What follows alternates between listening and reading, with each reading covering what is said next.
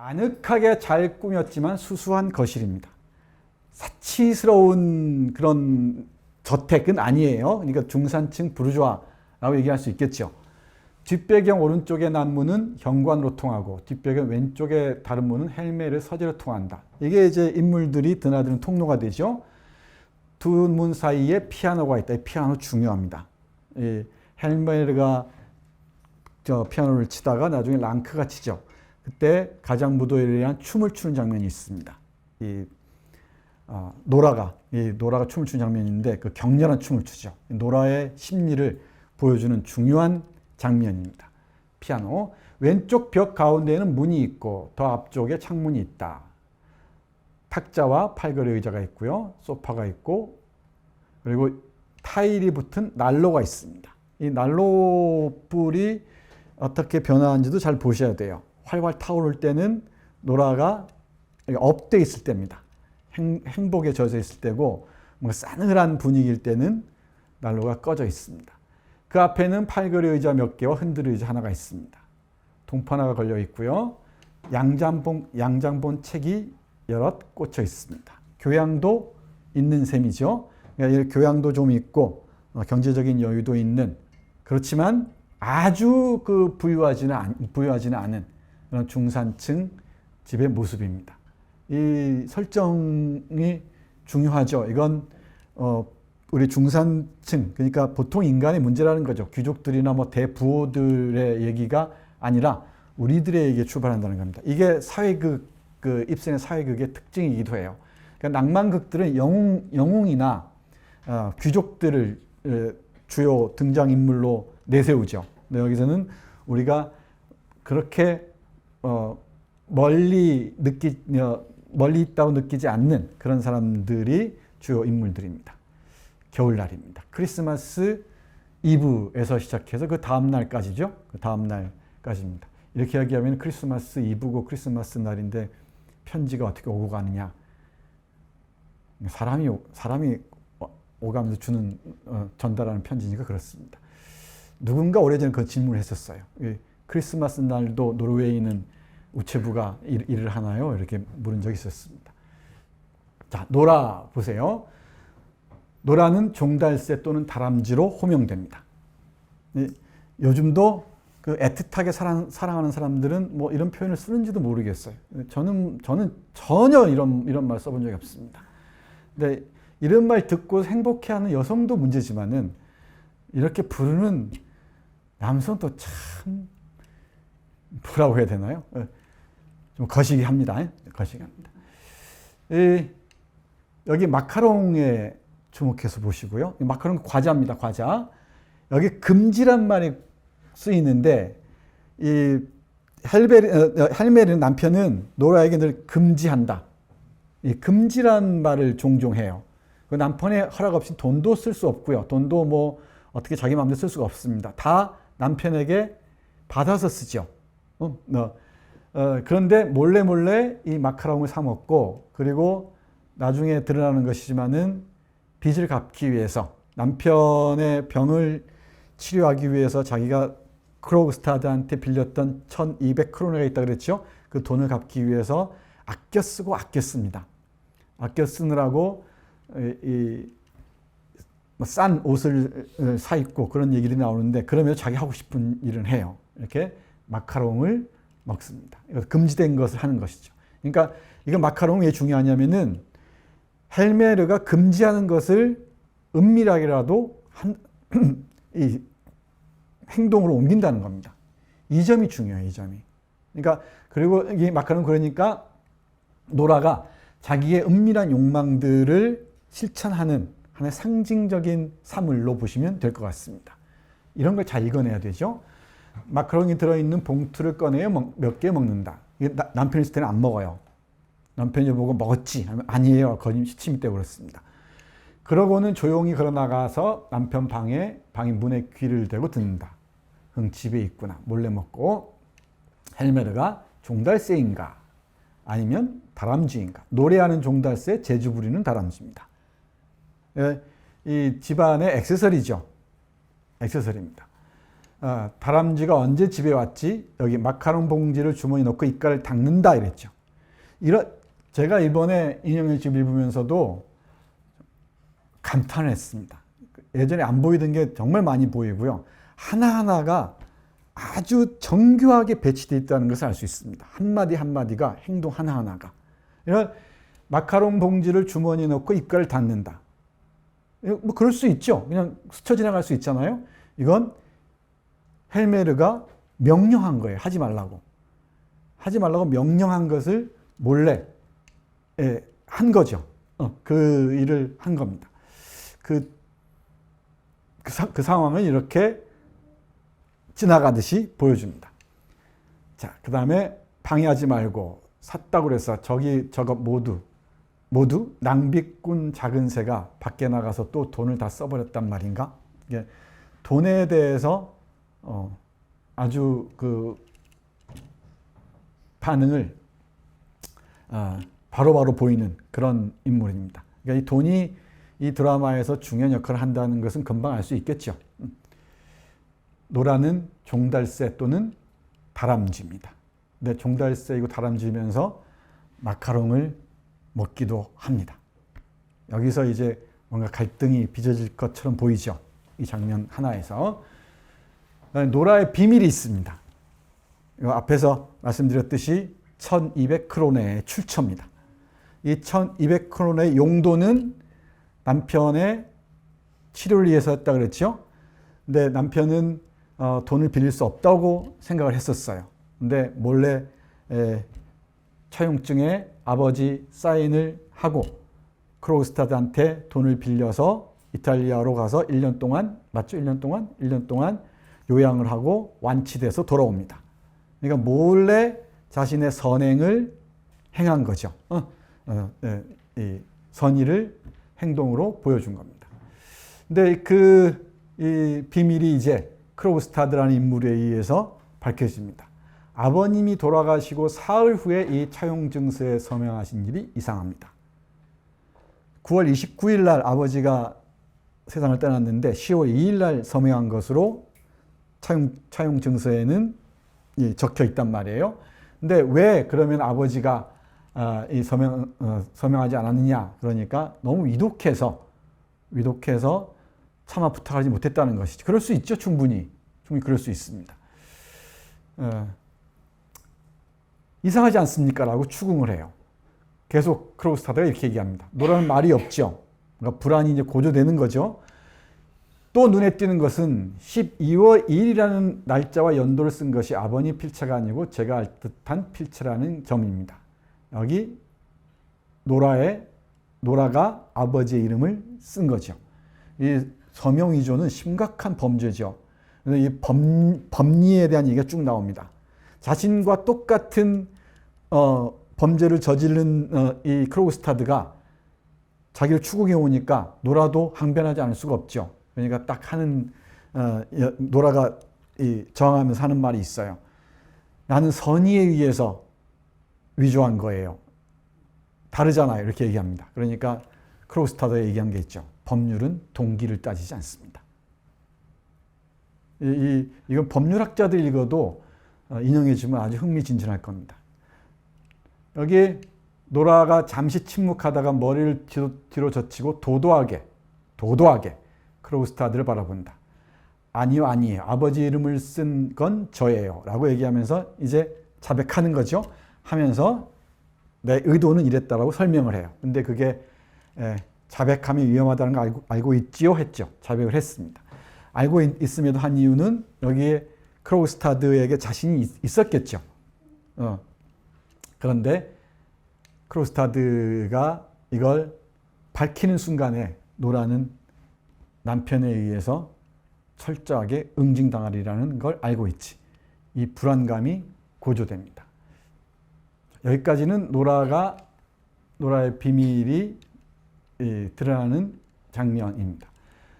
그러니까 크로우스타드가 이제 협박을 합니다. 협박을 하고 노라는 절망을 하죠. 그래서 결국은 노라가 자살까지 생각을 하는 것 같습니다. 얼음 밑으로 뛰어들 건가요? 차갑고 새카만 물속으로요. 봄이 오면 떠밀려 오려고요. 흉하고 누구인지 알아볼 수도 없는 모습으로 머리카락은 빠진 채로요. 이렇게 크로스타드가 얘기를 하죠. 그리고 이 노라는 그런 말 해도 겁나지 않아요. 근데 노라가 절망 속에서 이 불안해하고 있다는 것이 금방 드러나죠. 이 크로스타드는 아주 집요하게 물고 늘어집니다. 부인이 그런 말을 해도 저는 겁나지 않습니다. 그런 일을 하는 사람은 없으니까요. 게다가 그런다고 무슨 소용이 있겠어요. 어차피 제 주머니 안에 있는데 말이죠.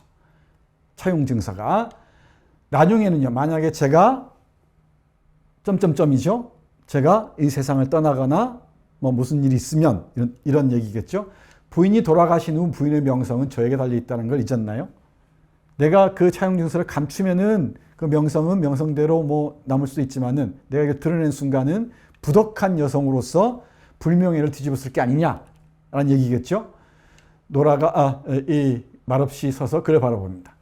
예, 이제 저는 부인에게 경고를 했습니다. 그러니 어리석은 행동하지 마세요. 헬멜은 제 편지를 받았고 저는 그에게 소식 오기를 기다리고 있습니다. 편지 있죠? 나를 자르지 말아달라는 겁니다. 그리고 또 다른 한편으로는 노라를 협박하는 거죠. 남편을 설득해서 나를 은행에서 축출하지 않게 해달라는 것입니다. 그러니까 양쪽으로 협박을 하는 셈이죠. 그러니까 노라도 애원을 해요.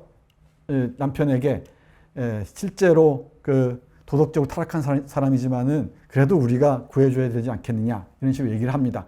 자신의 이 잘못은 고백하지 않은 채 아직까지는 크로스타드에게 모든 그 소나기에 노라까지도 소나기에서 노라가 벗어나지 못한 형국이죠. 그런 판입니다.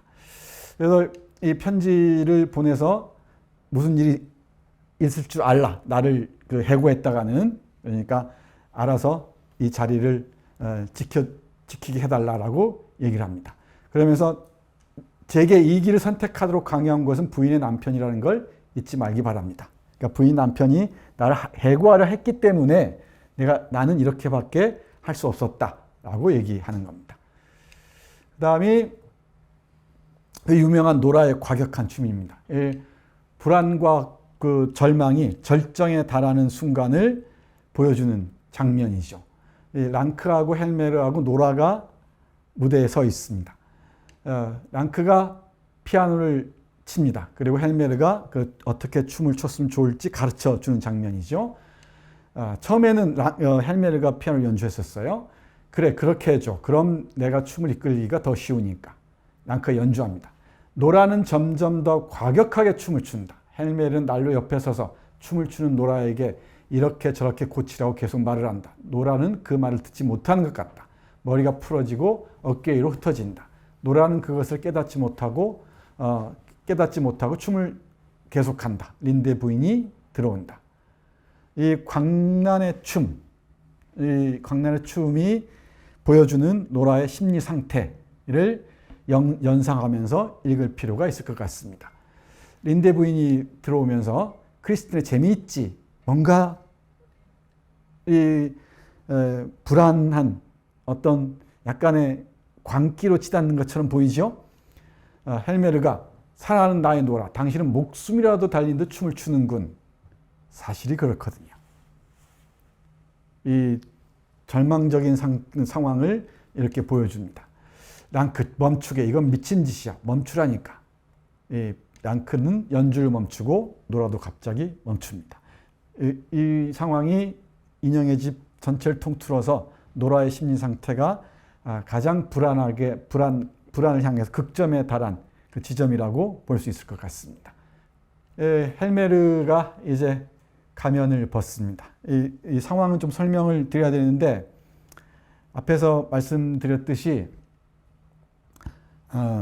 그 크로스타드가 차용증서를 보내줘요. 거기 린데 부인의 설득에 넘어간 거죠. 넘어갔다는 표현 좀 부정적인가? 린데 부인의 제안을 받아들여요. 우리 함께 손잡고 이 난파선에서 빠져나와야 되지 않겠느냐. 함께 다시 옛사랑을 살려서 행복하게 살아보자 라고 얘기를 하죠. 당신의 아이들을 내가 잘 봐주겠다. 이 크로스타드는 호랍입니다. 그러니까 서로 잘 만난 거죠. 그래서 우리 크로스타드가 편지를 보내서 차용 증서를 보내줘요. 그 전에는 이제 그 헬메르가 크로스타드의 편지를, 그 전에 편지가 있었죠. 경고의 편지를 받고 사실 안 거지. 그 편지를 못 받게 하려고, 못 보게 하려고 노라가 몸부림치는 장면들이 있어요. 그 시간을 유예하려고. 편지통에 크로스타드의 편지가 들어있는데 그걸 못 보게 하려고 몸부림을 칩니다. 그것도 춤 장면도 여기까지 이어지는 거죠. 근데 결국은 그 편지를 헬메르가 읽었단 말이에요. 그 아직 차용증이 돌아오기 전이네요, 여기는. 그죠?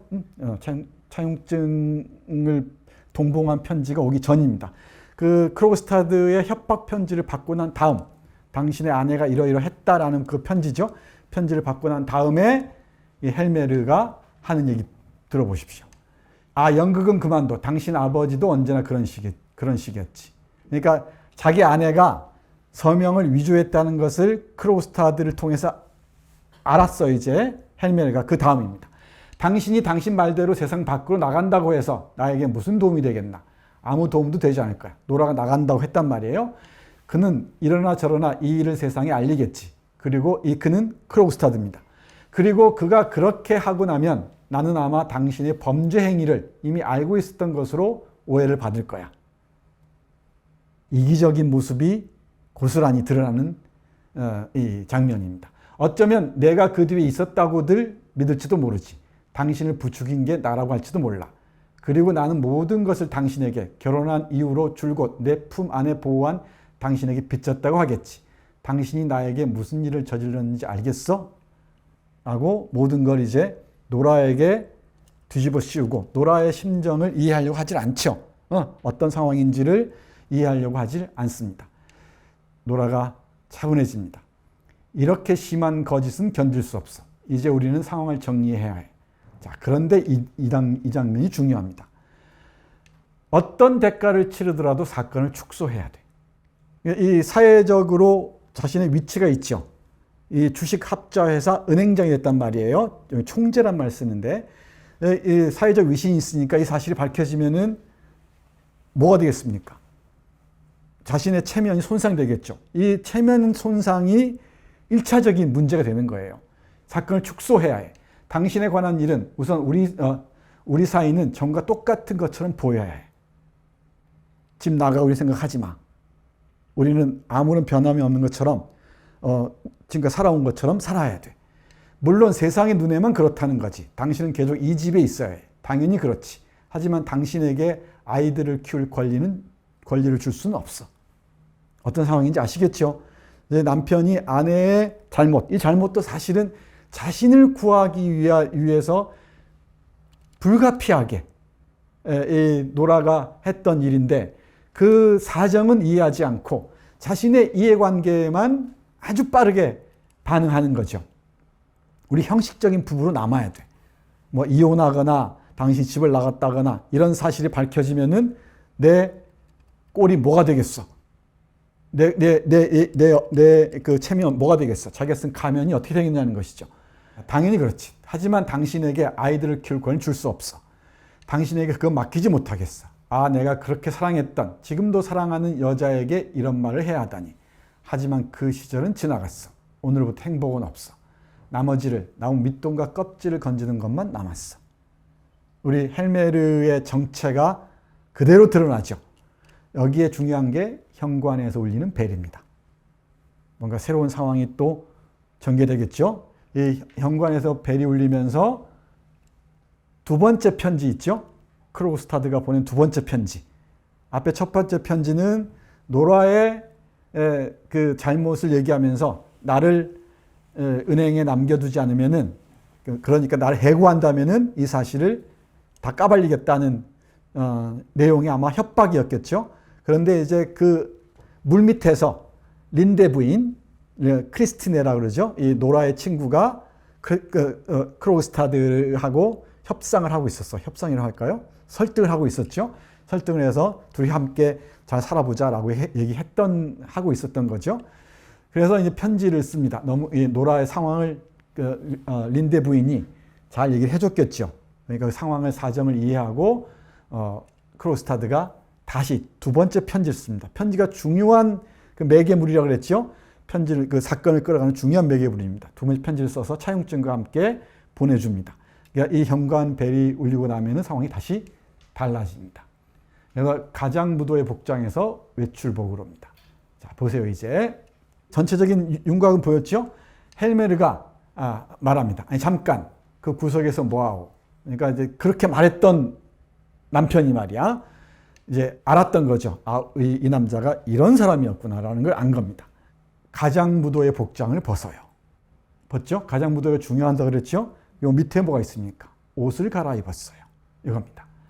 헬메르 열린 문을 향해 이 헬메르 이 말도 많이 인용됩니다. 그래 그렇게 해요. 좀 쉬면서 마음이 평정을 찾도록 좀 가다듬어요. 이렇게 사람의 모습이 일변합니다. 돌변합니다. 깜짝 놀란 내 작은 새 마음을 놓고 쉬어요. 내가 날개를 펴서 당신을 덮어줄 테니 문 주위에서 빙빙 돈다. 노라 마치 지켜줄 것처럼 우리 집은 따뜻하고 아름답기도 하지. 여기 당신의 피난처가 있어요. 나는 매의 발톱에서 곱게 빼낸 쫓기던 비둘기인 양 당신을 보호할 거야. 당신의 가여운 놀란 가슴을 다시 편안하게 해줘야지. 노라 조금씩 그렇게 될 거야. 나를 믿어요. 내일은 당신에게 이 모든 것이 전과는 다르게 보일 거야. 그럼 파란 글자로 된 부분 보시죠. 노라 당신은 남자의 마음을 몰라. 자기 아내를 용서했다는 걸 마음속에 품고 있는 건 남자에게는 말로 표현할 수 없을 정도로 달콤하고 만족스러운 일이지. 이 용서는 정말 잘해야 됩니다. 잘못하면 폭력이 되죠. 자신의 그 권위를 확인하는 과정으로서 용서가 악용될 가능성은 아주 높습니다. 용서 정말 조심해야 됩니다. 조심스럽게 용서해야 됩니다. 그리고 용서를 제대로 하지 않으면은 제대로 또 다시 되받아치기에 걸리게 되죠. 그럼 뭐 세상 일이 그런 것 같습니다. 여기 자기 아내를 진심으로 거짓 없이 용서했다는 건 말이야. 의기양양하죠. 그러니까 자신에 대한 성찰은 생각할 틈도 없습니다. 그럼으로써 여자는 두 배로 그의 소유물이 되니까. 네 잘못을 내가 용서했으니까 너는 이전보다 그 두 배로 너는 내 소유물이 되는 것이다. 강구하게. 그는 아내를 이 세상에 다시 낳아준 거야. 용서한 남자는 아내를 다시 낳아준 거나 다름이 없다는 거죠. 아내는 어떻게 보면 그의 아내이면서 그의 아이이기도 하지. 소유물이기도 하지. 불쾌하시죠? 근데 이게 대단히 자연스러웠다는 거죠. 그 당시에 보통 사람들의 사고 수준에서는 이게 자연스러웠다는 거죠. 근데 그게 이렇게 달라지기까지 얼마나 많은 싸움들이 있었겠는지를 생각해 봐야 한다는 것입니다. 힘없고 무력한 존재인 당신은 또 이렇게 듣기 싫은 소리를 계속해요. 앞으로 나에게 그런 존재가 될 거야. 이중으로 소유가 내 소유물이 될 거란 얘기죠. 나에게 마음을 열기만 하면 나는 당신의 의지와 양심이 되겠대. 너는 의지도 없고 양심도 없으니까 내가 네 의지가 돼주고 네 양심이 돼주겠다는 겁니다. 그건 뭐요? 잠자리에 들지 않나? 옷을 갈아입었나? 그러니까 잠옷으로 갈아입을 시간이죠. 노라 평상복을 입는다는 것. 지금 한밤중이에요. 평상복을 입고서 도르발 옷을 갈아입었어요. 가장무도의 복장을 벗는다. 옷을 갈아입었어요. 이걸 봐야 됩니다. 이 장면도 주목해야 되지만 이 말고도 우리가 여러 가지로 제약이 있어서 다 보여드리지 못합니다만은 한 그 대사 하나마다 버릴 게 없어요. 정교하게 짜인 드라마입니다. 한 문장 잘 보시기 바랍니다. 이런 그 지문들까지, 지시문들까지 한번 잘 보시기 바랍니다. 전 드라마 전공이 아니요, 잘은 모르는데 정말 잘 쓴 드라마라는 걸 알 수가 있습니다. 여기 가장무도회에서 외출복으로라는 제목이 의미하는 바가 무엇인지 이해가죠? 이제 당신을 위해서 가면 쓰고 무슨 인형 복장 입고 춤추고 노래하고 그런 짓 하지 않겠다는 선언, 행동으로 보여주는 거죠. 이제 우리의 선언이 나옵니다. 노라의 선언입니다. 노라, 말도 안 돼. 당신은 감사할 줄도 모르는군. 당신은 이곳에서 행복하지 않았나? 노라, 아니요. 행복한 적은 없었어요. 행복한 줄 알았죠. 하지만 한 번도 행복한 적은 없었어요. 아니라고, 행복하지 않았다고. 참 어색하죠? 제가 읽어드리니까. 이건 제가 부탁드리는데 그 오디오북을 한번 꼭 들어보십시오. 이 인형의 집 오디오북 나와 있는 게 있습니다. 그 여러 배우들이 나와서 목소리 연기하는 오디오북이 있거든요. 제가 그 회사를 직접 말씀드리지 못합니다만은 이리저리 찾아보시면 알 수 있을 겁니다. 그 오디오북의 이 인형의 집 연기는 대단합니다. 그건 물론 저는 민음사판으로 봤는데 거기는 더 클래식인가? 그렇죠? 더 클래식 맞죠? 그 출판사 세계문학 전집의 인형의 집입니다. 전집의 그 시리즈 중에 하나인 인형의 집이니까 한번 목소리 연기로 보시면 더욱 생생하게 들릴 겁니다. 자, 노라가 얘기하는 얘기 계속 들어보시죠. 그래요. 재미있었을 뿐이죠. 그 당신은 언제나 내게 친절했어요. 하지만 우리 집은 그저 놀이방에 지나지 않았어요. 나는 당신의 인형 아내였어요. 친정에서 아버지의 인형아기였던 것이나 마찬가지로요. 이 얘기가 그대로 우리의 식민지를 고통스럽게 살았던 나의 석에게서 반복 변주됩니다. 그건 뒤에서 보시죠. 나는 당신이 나를 데리고 노는 게 즐겁다고 생각했어요. 내가 아이들을 데리고 놀면 아이들이 즐거워하는 것이나 마찬가지로요. 토르발, 그게 우리의 결혼이었어요. 헬메르, 당신 말도 일리가 있어. 과장되고 무리가 있긴 하지만 말이지. 하지만 이제는 달라질 거야. 놀이는 끝난 것으로 하지. 이제는 교육이 시작되는 거야. 아직도 정신 못 차리고 있어요. 이게 좀 둔해요. 둔합니다. 아버지의 인형이자 남편의 인형이었다는 것을 깨닫는 장면이죠. 그리고 이제 노라가 거룩한 의무를 선언합니다. 헬메르가 이제 점점 경노하기 시작해요. 분노하기 시작합니다. 집과 남편과 가정을 버리다니, 그리고 사람들이 뭐라고 할지는 생각도 안 하다니. 늘 노라 편에 생각하는 게 아니고 주변의 시선이에요. 세상 사람들이 뭐라고 생각할지 생각도 안 하느냐. 그것까지 고려할 수는 없어요. 나는 이렇게 할 필요가 있다는 것만 알 뿐이에요. 저런 기가 막히는군. 그렇게 당신의 거룩한 의무를 저버릴 수 있다니. 나의 거룩한 의무가 뭔가요? 라고 물어요. 이건 외우셔야 돼요. 거룩한 의무. 거룩한 의무는 남성의 입장에서 본 거룩한 의무하고 남성 지배 세계에서 여성의 입장에서 인간이 되고자 몸부림치는 여성의 입장에서 거룩한 의무는 같은 말이지만 다를 수밖에 없죠. 그걸 내가 말해야 하나? 남편과 아이들에 대한 책임 아닌가? 이게 남편이 생각하는 거룩한 의무예요. 삼종 지도죠. 노라, 내게는 다른 그만큼의 거룩한 의무도 있어요. 아니, 없어. 대체 무슨 의무지? 이겁니다. 나 자신에 대한 책임이요. 나 자신에 대한 책임이 바로 거룩한 의무다. 그리고 나는 내 스스로 나를 교육해야 한다고 얘기를 하죠. 당신 우선적으로 아내이며 어머니야. 그 말은 더 이상 믿지 않아요. 나는 내가 우선적으로 당신과 마찬가지로 인간이라고 믿어요. 이게 여성 인간 선언이에요. 남성적인 관점에서는, 이 시점에서는 여성은 인간이 아닙니다. 소유물이죠, 소유물. 종달새고 다람쥐예요. 돈 많이 쓰는 다람쥐일 뿐입니다. 근데 어디 인간이라고 주장할 수 있겠습니까? 최소한 그렇게 되려고 노력할 거예요. 토르발, 대부분의 사람들이 당신이 옳다고 할 거예요. 그 책에도 그런 비슷한 말들이 있죠. 그러니까 지식 권력들도 당연히 여성의 복종을 강조하는 글들이 많이 썼겠죠. 그게 또 그대로 내면화돼서 행동으로 옮겼을 테고, 그리고 종교도 그랬겠죠. 여기 종교 얘기 나옵니다. 그리고 법도 그랬겠죠.